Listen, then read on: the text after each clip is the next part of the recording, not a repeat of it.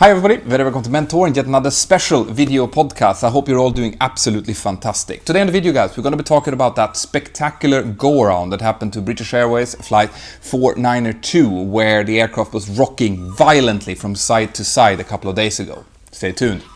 Wind 31016, everyone right, right on right. Clear to land 31 right. Delta 260, see it's produced. Right, the first thing that I want to talk about guys is that I very rarely talk about ongoing investigations, incidents or accidents, okay? That's not what I'm here to do. So even though I do get a lot of questions about it, I will not talk about it, okay? Now, the difference here is that this wasn't actually not an accident and not an incident, really. This was a perfectly normal flight, although it has some really spectacular kind of things happening to it. And I want to use it because it is a good example of a lot of things that I've been keeping and talking about on my channel previously. So let's start by talking about why this happened in the first place. Now, Gibraltar is known as a very tricky airport to fly into. The reason for that is that Gibraltar is part of the UK, okay? But it is the southernmost tip of Spain. So in order to fly into Gibraltar, you have to fly out over the little Gibraltar Strait, and you have to kind of fly in and around the big rock that is close to the airport, because you're not allowed to fly over Spanish airspace during the later stage of the approach. So I found a fantastic video that was made by a guy called Dave Kloch. He's clearly an aviation enthusiast and he was filming the entire approach into Gibraltar when this happened. So I'm going to use some of the video that he made. Now it's a little bit grainy, but it will show you what I'm talking about. So anyway, the aircraft was coming in following the standard arrival route into Gibraltar. Gibraltar is a fairly short runway. It's only about 1850 meters long. So that's on the short side of things, but it's not that short. Okay, it's perfectly landable for a 737 or an Airbus 320, which is the aircraft that was flown in this instance. But the other thing that makes this airport really tricky is that it's very close to the Gibraltar Rock. Now the rock is very big, and if you have winds coming from a southerly to southeasterly direction, then it's prone to what's called rotor turbulence. Okay. I spoke about this in my video about different types of turbulence and when turbulence is dangerous. So you can check that out if you want more kind of detailed information about it. But in the case of Gibraltar, it is very, very extreme. Because they had to build the airport, since Gibraltar is tiny, right? It's a tiny little piece of land. They had to build the airport very close to the rock. So when this wind is prevalent, and when it's very strong, like it was a few days ago, well, then the wind is forced over the rock, and on the other side of the rock it forms these rotors, okay?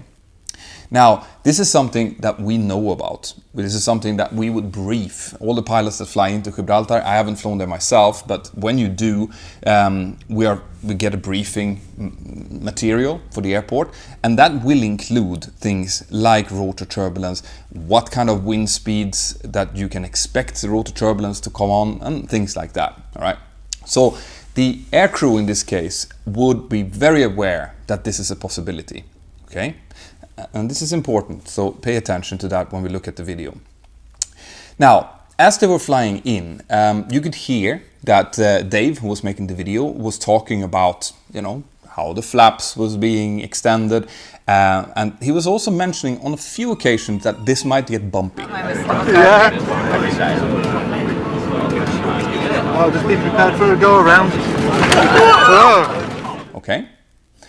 This would indicate that either he has been briefed by the flight crew, and this is what I think. I think that since the flight crew was aware that the weather conditions and the wind conditions on this day was very likely to produce this type of turbulence, they probably mentioned it in the PA, right? When they did the PA, now I haven't seen any reports of this, but I am fairly sure that they'd made a PA saying that, listen, we can expect turbulence. There is a possibility that we might not be able to land. All right, something along the line of that to make sure, and this is something that we do when we have a chance, to make sure that the passengers are aware of what's going on. Because a passenger who is expecting something is less likely to become afraid when that actually happens. And you can clearly see that on the video. Oh, just be prepared for a go around. Whoa! Wow!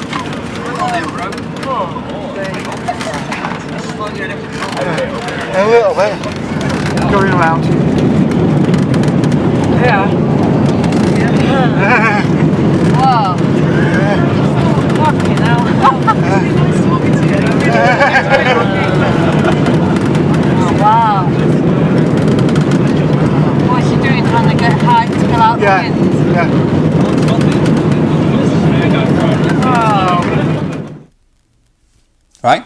You noticed how there was just an initial little, scream as the people got, the startle effect of the initial roll, but throughout the entire maneuver, people were calm.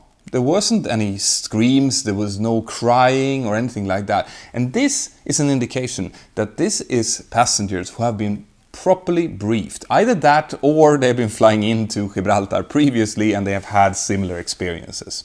Okay. So what happened here was that the flight crew came in, and because of the airspace restrictions there, they have to turn final very late. So they were quite low down when they turned final. And almost immediately when they came on to final, they encountered this rotor turbulence. Now the rotor turbulence can get very severe. So what you're seeing is the aircraft responding to that. Now, me flying a Boeing, when we do a go around, when we press the TOGA button, that immediately disconnects the autopilot. So if you're flying a Boeing, unless you're flying a category 2 or category 3 automatic approach, the go around is going to be manually flown. And this is why I initially, when I saw this footage, thought that this must be pilot-induced oscillations, PIO. It must be overcorrections from the flight crew that's causing this rocking from side to side. But what I've learned when I've been researching this is actually with the Airbus, it is likely that the autopilot was actually engaged when they did this go around, right? So what you're seeing is actually the autopilot trying to correct this. And this is also something that I want you to pay attention to. When you look at this video, you will see that as soon as the aircraft comes out of the shadow of the rock, the turbulence stops. All right, so this is indicative of what you're seeing is actual turbulence. This is the aircraft keep doing its absolute best to keep on a level keel during the go around until you get out of the, what would be, subjected, this would be moderate to moderate plus turbulence. All right, and then the next thing that I wanted to focus on is that the aircrew immediately made a PA explaining what happened to the passengers, and also they took the decision to immediately divert to Malaga. Okay, and why is this important? Well, it's likely that they had the fuel available to do another approach, all right? But given that they had experienced this level of turbulence during their first approach, they elected not to even try a second approach. Okay, that's both because they didn't want to scare the passengers any further, and also they thought that with that kind of turbulence, prevailing winds are the same, it's unlikely that we're going to face anything else on the second approach. So they immediately diverted to Malaga, where the passengers was bussed to their destination. What this shows to me is excellent flight deck performance. All right, they briefed the passengers before, which meant that the level of fright and level of nervousness and stress of the passenger went down a lot during this kind of semi-traumatic event, because they knew about it, they knew that this could happen, they weren't surprised, hence they didn't get afraid. So this is number one. Very, very important to brief the passengers if you do think that it's going to be a turbulent arrival. All right. Number two is the go-around. As soon as they went into this type of turbulence, as soon as they started to have problems to maintain the aircraft on a level keel, they executed the go-around. Oh, just be prepared for a go-around. Whoa! Wow!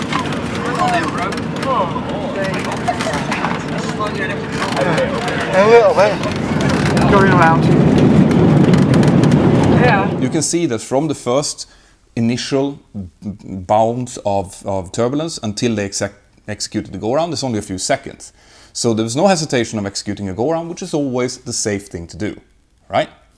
And then they decided to make a good PA to the passengers and immediately divert, which is also signs of good decision-making skills.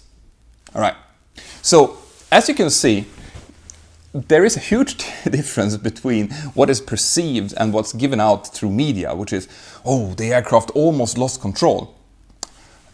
And what we as trained flight crew members see when we see the same thing, right? Yes, we both recognize that the rocking looks dramatic, okay? But we draw different conclusions. While the media might draw a conclusion that what you're seeing is dangerous, I draw a conclusion with saying that, listen, look, the system works. The flight crew is doing their job correctly. They're diverting, the aircraft is safe, everything is good. Now, these are exactly the kind of discussions that we're having inside of the Mentor Aviation app. So, when this video came out, when it became viral, I sent out a push to all of my app users saying that this is happening now, let's come into the chat and discuss it. And then we had these kind of discussions where I gave my perspective as a Boeing pilot. We had other Airbus pilots coming in and giving their perspective on it as well. And if you are a passenger and you get nervous when you see something like that, you could have come in and talk to us and see exactly what's going on. This is one of the huge strengths of having the Mentor Aviation app, all right? You will get notifications when something happens. You'll be able to come in and ask people like me, what is this? Why does it look like that? And you'll get a positive and constructive response back. So get the Mentor Aviation app. It's completely free to download. And if you're interested, you can also get my training videos, which I'm going to make more and more of, right? Where at the moment you can see in 360 exactly what we're doing. So in this case, for example, check out the wind shear escape maneuver. The wind shear escape maneuver would be, something that we could maybe use in a case like this. And you'll be able to look around, see what the captain does, the first officer does, and if you have a set of 360 cardboard headsets, then it will be just like sitting on the jump seat. Great. I'll continue to do explanatory videos like this when I feel that it's appropriate. Please continue to send in your questions via the Mentor Aviation app, via Facebook or Twitter. You can follow me on Twitter as well, or Instagram. Have an absolutely fantastic day, and I'll see you next time. Bye-bye.